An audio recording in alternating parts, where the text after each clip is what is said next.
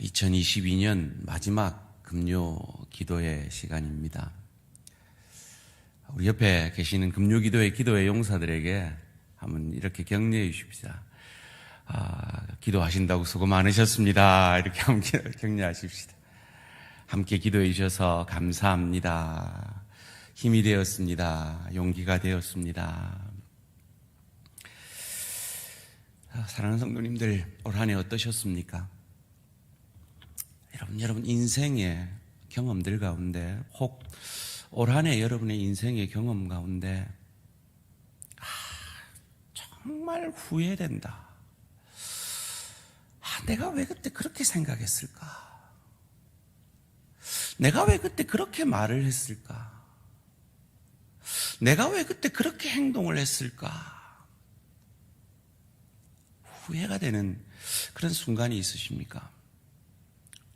좀 더 나아가면 후회 정도가 아니라 그 생각만 하면 진저리가 쳐지고 내가 싫고, 그래서 때로 트라우마가 내게 찾아오는 그런 인생의 경험들이 있으십니까? 그래서 나 자신에게 절망하게 만드는 그런 순간들이 있으십니까? 너무 거창하게 얘기했나요? 그러면 여러분 자신에게 한번 이렇게 물어보십시오.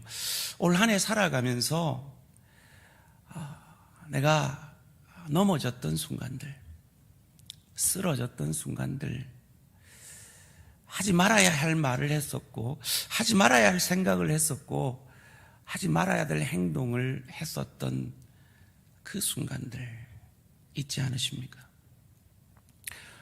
왜 그럴까요? 우리가 성령 충만하지 못하기 때문이겠죠. 그래서 더 열심을 낼까요? 더 우리를 막 쪼아서라도 더 잘하려고 더 애를 쓰고 더 노력을 해야 하는 것일까요? 저는 이 성탄절이 되면, 제가 언젠가 설교 가운데도 말씀을 드렸지만, 저희 교회도 한번 설교를 하러 온 적이 있는 제 제일 친한 친구 중에 한 명인 미국에서 목회하는 그 친구의 전화 한 통이 왜 성탄절이면 생각이 나요. 왜 생각이 날까? 그 전화의 내용은 이랬어요. 걔도 목사고 나도 목사고, 목사끼리 이런 전화를 나눴어요. 성곤아, 성탄절이 다가오는데 너 성탄절이 기쁘냐?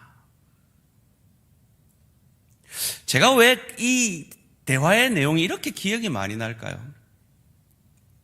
그때 지한테도 성탄의 기쁨이 없었고 저한테도 성탄의 기쁨이 없었고, 그저 바쁜 목회를 해 나가는 그 헉헉대는 그 시간들을 보내고 있는 목사 두 사람이 성탄이 기쁘냐?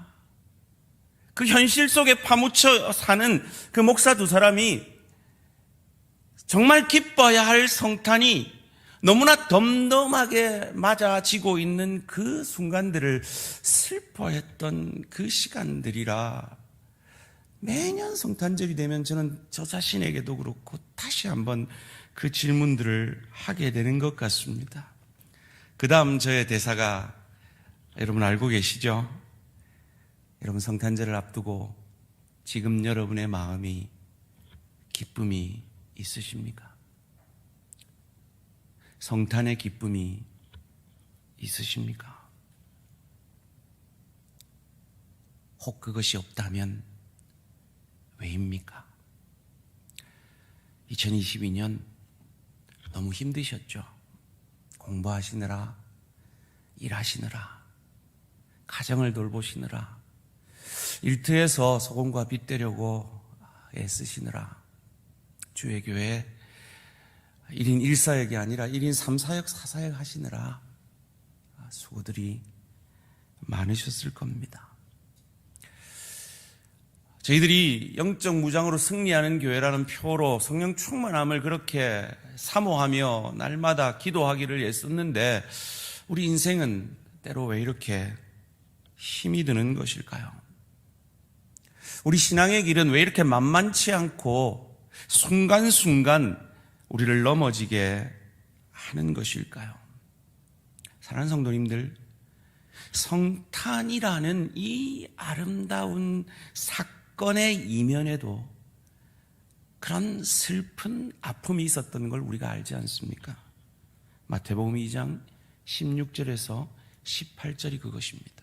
이에 헤롯이 박사들에게 속은 줄 알고 심히 노하여 사람을 보내어 베들레헴과 그 모든 지경 안에 있는 사내 아이를 박사들에게 자세히 알아본 그때를 기준하여 2살부터 그 아래로 다 죽이니, 이에 선지자 예레미야를 통하여 말씀하신 바 라마에서 슬퍼하며 크게 통곡하는 소리가 들리니 라헬이 그 자식을 위하여 애곡하는 것이라.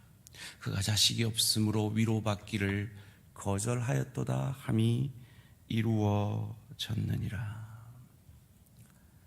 왜 성탄이 우리에게 무거운 짐같이 느껴지는 시간들이 있습니까? 정답을 말씀을 드리고 설교를 시작하고자 합니다.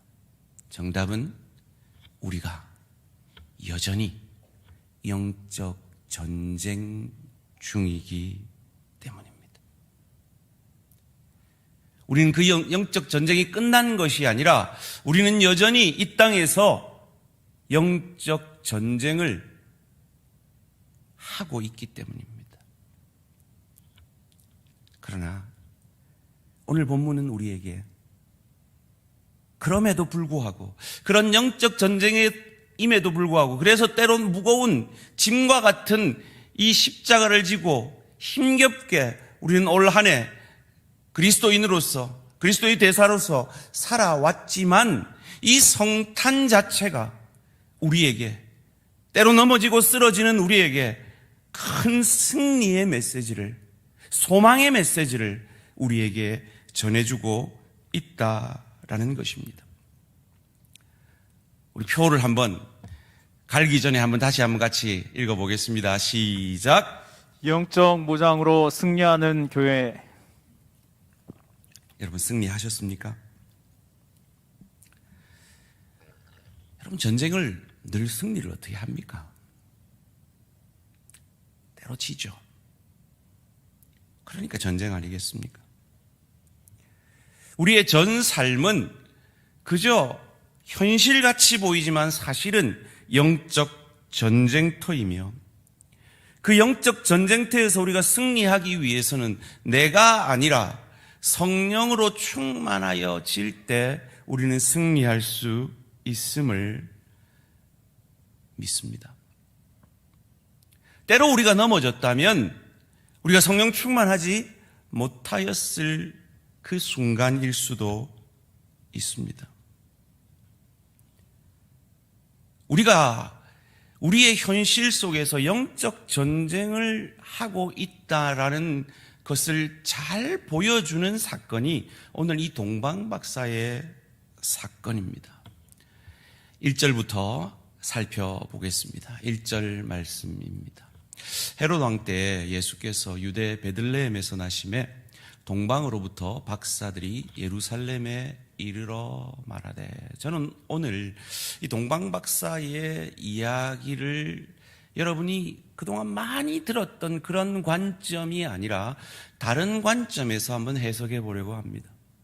혹 익숙하지 않더라도 마음을 열고 그 시대 상황 속에서 이렇게 볼 수도 있지 않을까 생각해 보실 수 있으면 좋겠습니다. 마태는 예수님을 왕으로서의 예수님을 묘사합니다. 그래서 헤롯 왕을 동방박사가 만나는 이 사건을, 누가가 기록하지 않은 이 사건을 마태는 기록하고 있습니다. 동방이라 하는 것은 신학자들이 대부분 바벨론 지역, 유대 땅의 동쪽 바벨론 지역, 오늘날로 말하면 이라크 지역이라고 말합니다. 그런데 왜 동방의 박사들이 이 메시아의 나심을 알 수 있었을까? 그건 신학자들이 또한 이렇게 추측합니다. 바벨론 포로 남아있던 그 유대인들이 그 신앙을 지키고 그 메시아 신앙에 대한, 특별히 민수기 24장 17절에 한 별이 야곱에서 나오며 라는 이 예언의 말씀을 기억하지 않았을까라고 추측을 합니다. 그래서 오실 메시아의 그 예언이 별을 통해서 인도되어지고 있는 겁니다. 동방박사는 어떤 사람들이냐? 점성가다, 제사장이다, 여러 가지 말들이 있습니다. 어쨌든 이들은 지혜자였습니다.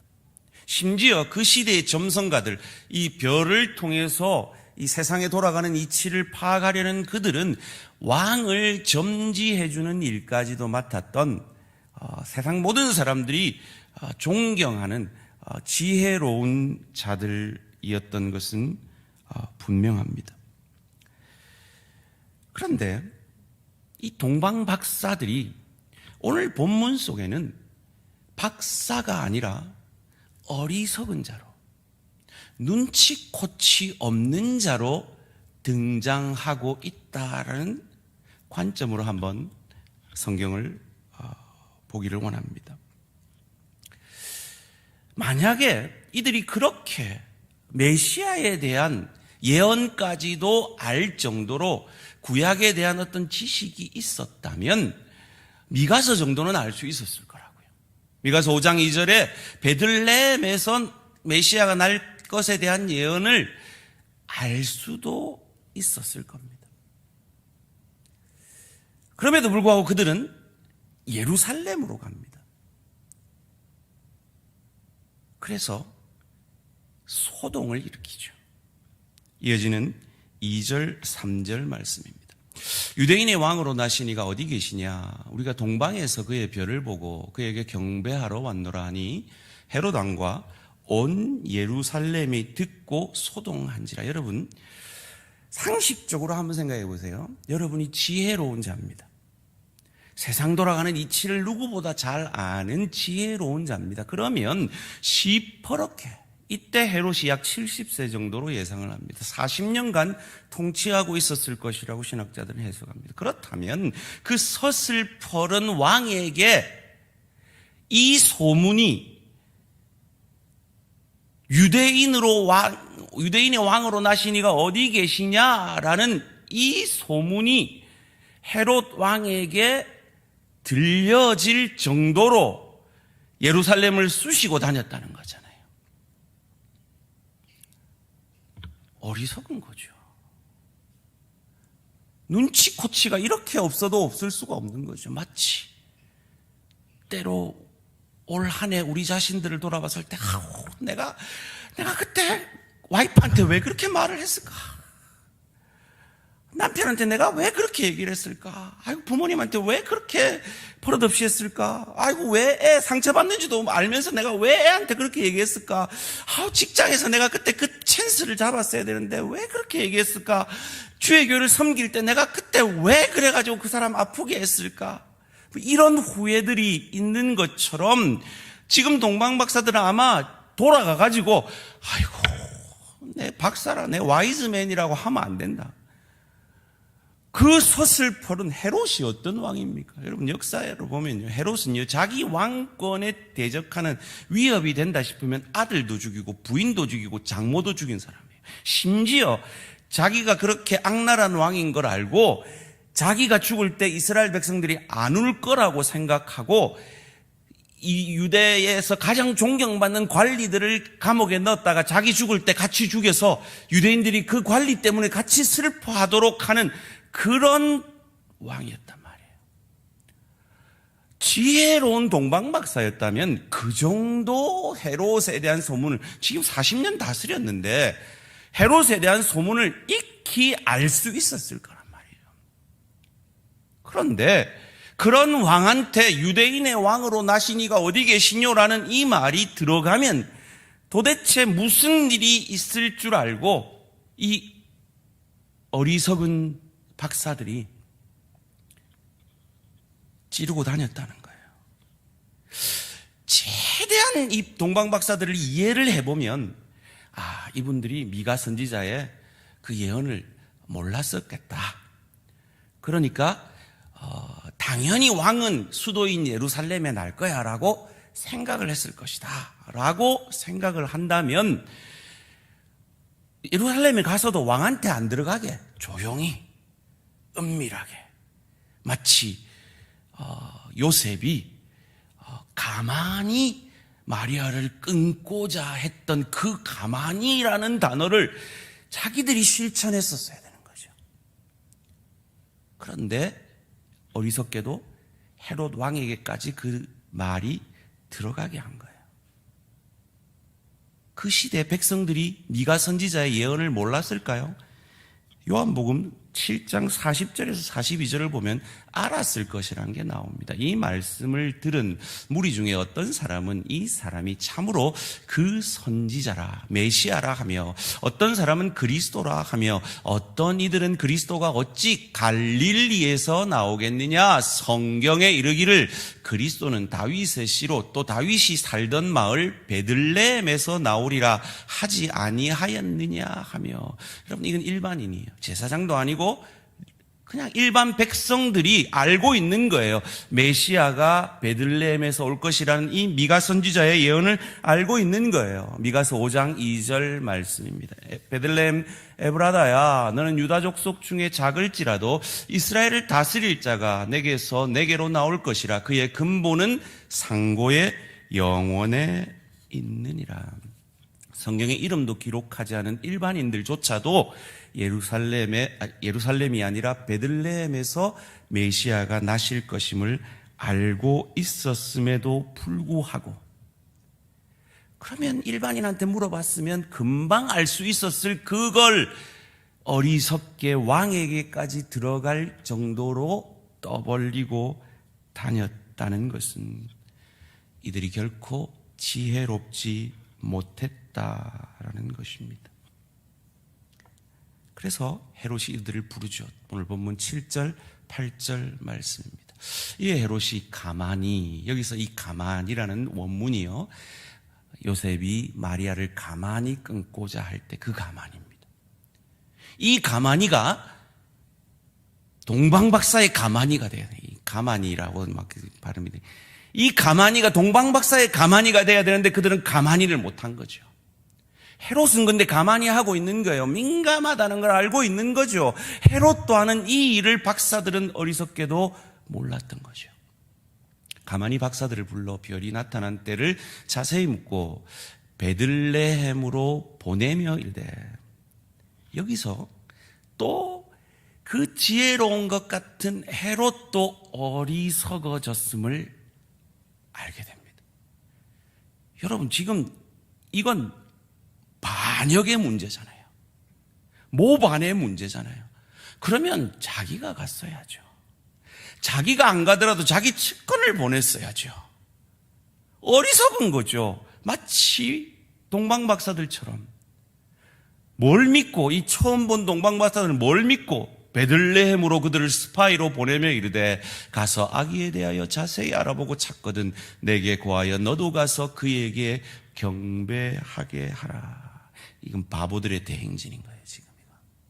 헤롯도 바보가 됐고 동방박사들도 바보가 된 이 순간들이에요. 마치 우리가 올 한 해 살면서 내가 바보같이 왜 그때 그 말을 해가지고 내가 왜 그때 그 생각을 못 해가지고 하필 내가 왜 그때 그 행동을 해가지고 라는 후회가 우리에게 있는 것처럼 말이죠.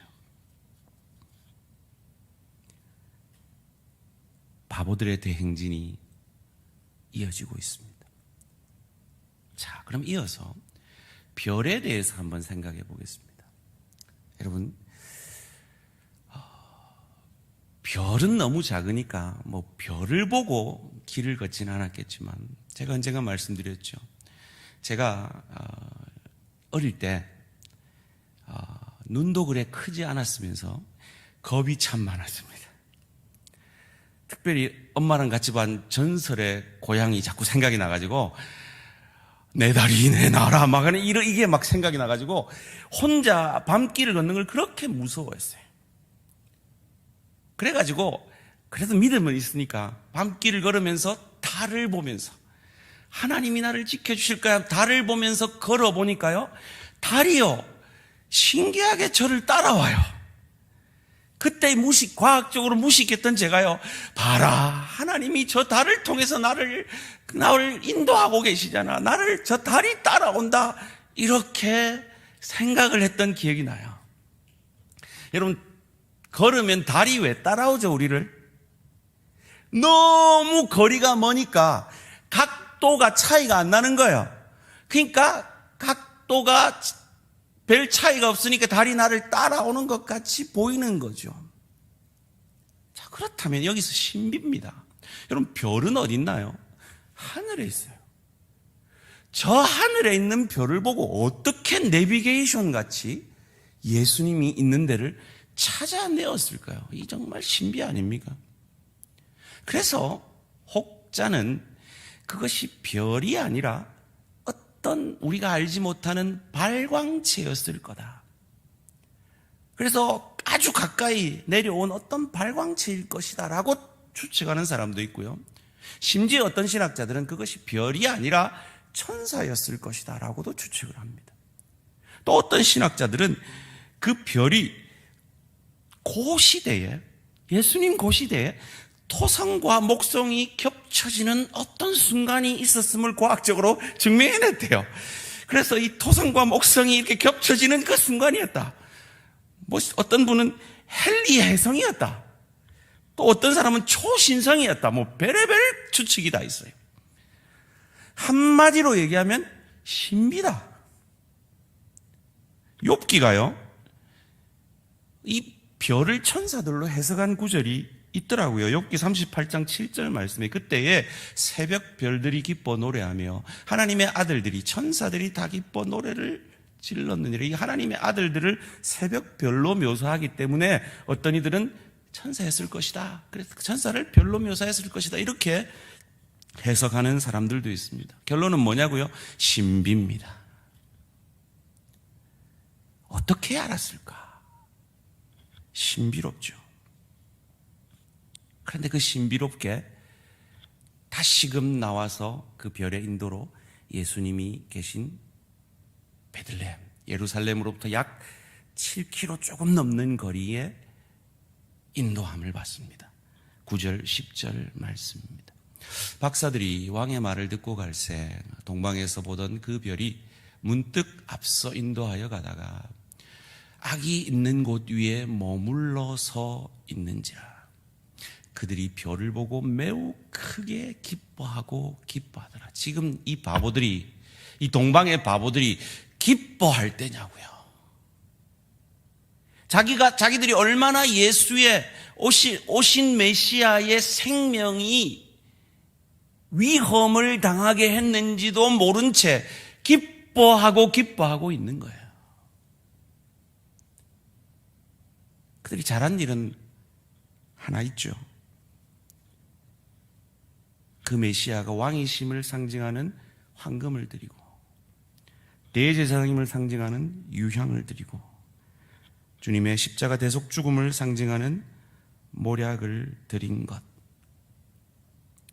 그런데 자기들이 지금 메시아를 본 기쁨에만 들떠 있지, 자기들이 지금 눈치코치 없이 예루살렘에 가서 헤롯을 찔러가지고 헤롯에게서 그 오실 왕에 대한 정보를 줌으로 말미암아 지금 메시아 예수를 얼마나 위험에 빠뜨렸는지는 꿈에도 생각하지 못한 채 지금 꿈에서 간섭 안 했으면 예수님 안녕히 계세요 하고 헤롯 만나러 갔을 거라고요. 이 동방의 바보들은 그걸 알고 간섭하십니다. 마태복음 2장 12절 말씀입니다. 그들은 꿈에 헤롯에게로 돌아가지 말라 지시하심을 받아. 상식이 있는 사람이라면 안 가야죠. 근데 갈 것 같으니까, 아니 안 나타나면 가니까 꿈에 헤롯에게로 돌아가지 말라는 지시함을까지 받아야 되는 어리석은 모습으로 오늘 이 동방에서 가장 지혜로운 자들이 등장하고 있다라는 것입니다. 지금 속으로 그렇게 생각하죠. 아유, 목사님, 우리는 진짜 동방박사들이 훌륭한 분으로만 생각하고 은혜롭게 생각하고 있는데 왜 목사님은 지금 그분들을 어리석다 하고 바보라고 하고 눈치코치도 없는 분이라고 해서 우리의 환상을 깨뜨립니까? 뭐 이렇게 생각하고 계실지 모르겠어요. 제가 왜 이렇게 생각하느냐, 왜 이렇게 해석하느냐, 영적 전쟁이라는 거예요. 메시아의 이 땅에 오심은 영적 전쟁입니다. 그걸 가장 누가 싫어합니까? 사단이 가장 싫어하죠. 그렇기 때문에 이 사단이 지금 하나님과 우리의 인류의 구원의 사역을 이루려는 그 하나님과 엄청난 영적 전쟁 중인 거예요. 사단이 없다면, 영적 전쟁이 없다면 아마 이 스토리는 이렇게 바뀌었을 거예요. 눈치코치 지혜로운 동방박사들이 예루살렘에 가면 헤롯이 눈 버렇게 살아서 유대인의 왕으로 오시니까 누구냐라고 물어보면 헤롯이 노발대발해서 죽이려고 생 난리를 칠 거 알고 성경에 보니까 베들레헴에 나신다고 하네. 아니, 성경을 내가 못 봤더라도 일반 사람들에게 가만히 물어서 아, 베들레헴이구나 라고 깨닫고 그 별의 인도하심을 따라서 조용히 예수님께 황금과 유향과 몰약을 바치고 눈치 빠르게 그냥 지그 나라로 기쁨을 안고 돌아갔었더라라고 성경에 기록되어 있을 거라고요.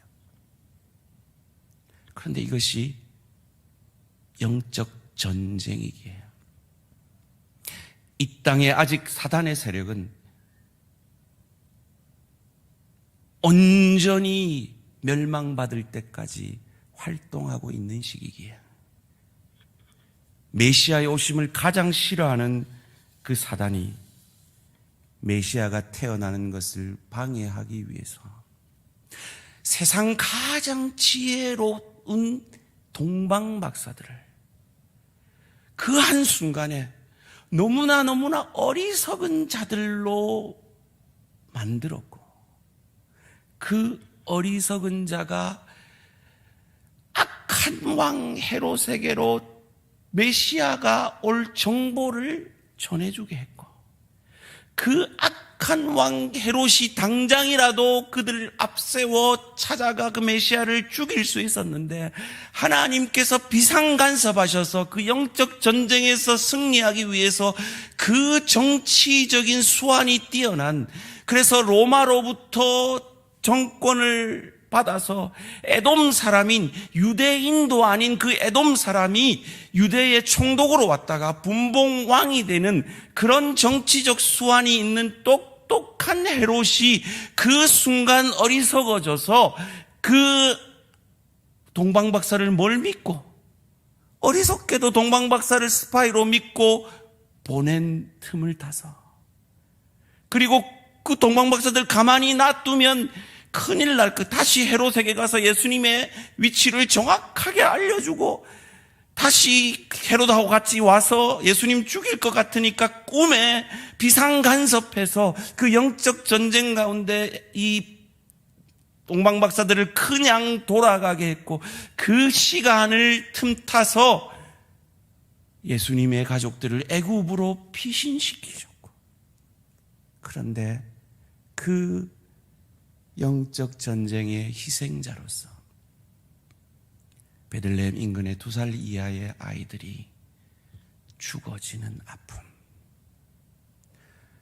마치 오늘날 이 영적 전쟁 가운데 북한의 지하교인들이 아픔을 겪듯이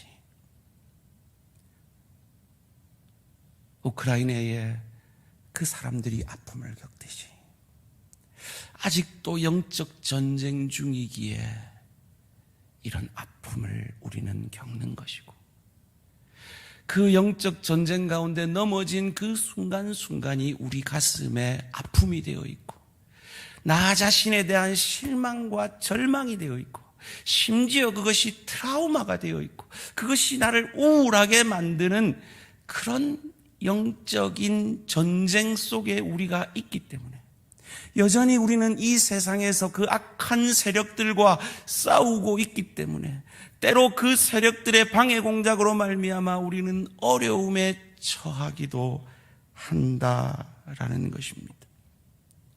그러기에 우리는 2023년이 되어도 영적 무장으로 그래야만 승리할 수 있음을 믿고 날마다 하루의 첫 시작을 내가 아니라, 내 힘이 아니라, 내 능력이 아니라, 나는 내 힘으로는 그 악의 세력을 이길 수 없지만 성령의 능력으로만 이길 수 있음을 믿고 날마다 성령 충만함으로 영적으로 깨어 승리하는 저와 우리 모든 성도님들 되시기를 주님의 이름으로 축원합니다.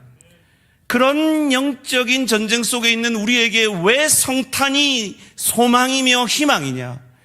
그 사탄의 세력이 그 지혜로운 동방박사도 어리석게 만들어서 어찌해서든 이 성탄을 방해하려는 그 상황 속에서도 하나님은 예수를 이 땅에 오게 하셨고 예수를 안전하게 30년 동안 지켜주셨고 그 3년의 공생의 사역 동안 온전히 메시아로서의 그 사역을 감당하게 하셨고 그 첫 사역으로서 시험 받으심으로 사탄에게 시험 받으심으로 우리를 대신하여 승리하게 하셨고 세례 요한에게 세례받음으로 우리의 죄짐을 짊어지게 하셨고 십자가상에서 우리의 모든 죄짐을 의로우신 그분이 지고 하나님의 죄를 향한 심판을 우리를 대신하여 오롯이 받게 하셨고 그 죽음에서 사흘 만에 부활하게 하심으로 이미 우리는 승리하였기 때문입니다. 그리고 이 성탄은 그 사탄의 방해 공작을 이기고 하나님이 이루어내신 구원의 시작이었음을, 그리고 그 신실하신 하나님이 우리가 믿고 의지하는 우리의 구원의 하나님, 내 아버지 하나님이시기에 우리는 넘어져도 쓰러져도 우리 안에 구원을 시작하신 그 아버지께서 결코 실패하지 아니하고 그 구원을 온전히 완성하실 것임을 믿기에 이 성탄을 통해서 올 한 해 저와 여러분이 때로 넘어지고 때로 쓰러지고 부부 간에도 때로 상처 주고 부모 자녀 간에도 때로 아파 주고 때로 일터에서 소금과 빗대지 못하고 주의 교회에서 때로 넘어지고 때로 서로에게 상처 주고 때로 시험거리를 던져주었다 할지라도 그런 우리의 불완전함을 바라보는 것이 아니라 동방박사도 동방의 바보들이 됐는데요. 우리가 쓰러지고 우리가 넘어지고 우리가 바보 같은 거 어쩌면 당연하겠죠. 그런데 그런 상황 속에서도 우리가 믿는 하나님이 그 동방의 어리석은 그 똑똑한 자가 어리석게 되는 그 상황 속에서도 예수를 지키셨고 이 구원의 일을 이루셨다면 저와 여러분의 넘어짐과 쓰러짐 가운데서도 하나님은 우리를 이끄실 것이고 우리의 인생을 책임지실 것이고 우리의 가정을 인도하여 주실 것이고 우리의 자녀들을 책임져 주실 것이고 우리의 일터를 책임져 주실 것이고 주님 부르시는 그날까지 그리스도 예수의 형상까지 우리를 자라게 하실 것을 믿고 이 성탄으로 말미암아 여러분이 올 한 해 혹 여러분 자신에게 실망하였고 여러분 자신 때문에 낭망하였고 여러분 자신 때문에 좌절하고 있다면 이 성탄으로 인하여 다시 한번 그 좌절에서 일어나는 저와 우리 모든 성도님들 되시기를 주님의 이름으로 축원합니다. 하나님은 우리 안에서 결코 실패하지 않으실 겁니다. 그 소망으로 이 성탄의 계절에 혹 잃어버리고 있었던 성탄의 기쁨을 회복하시는 저와 우리 모든 성도님들 되시기를 주님의 이름으로 축원합니다. 이 시간 찬양으로 우리의 믿음을 고백하겠습니다. 크리스마스입니다. 여러분 크리스마스의 뜻이 뭔지 아십니까? 크라이스트 마스, 그리스도를 마스, 예배하는 것이 크리스마스입니다. 크리스마스는 나는 실패하였지만 실패하지 않은 그리스도를 예배하는 것이 크리스마스입니다. 그러기에 크리스마스는 우리에게 소망입니다. 그러기에 크리스마스는 우리에게 희망입니다. 그러기에 크리스마스는 우리에게 다시 일어설 용기며, 그러시기에 크리스마스는 우리 자신에게 낭망하지 않을 수 있는 이유인 것입니다. 함께 찬양으로 그 믿음을 고백하겠습니다.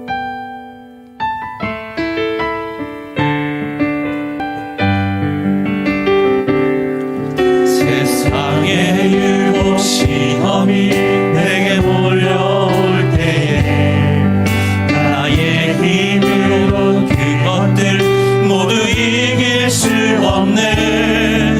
거대한 폭풍 가운데 위축된 나의 영혼, 어찌할 바를 몰라 헤매이고 있을 때 승리하신 주님 주를 찬양,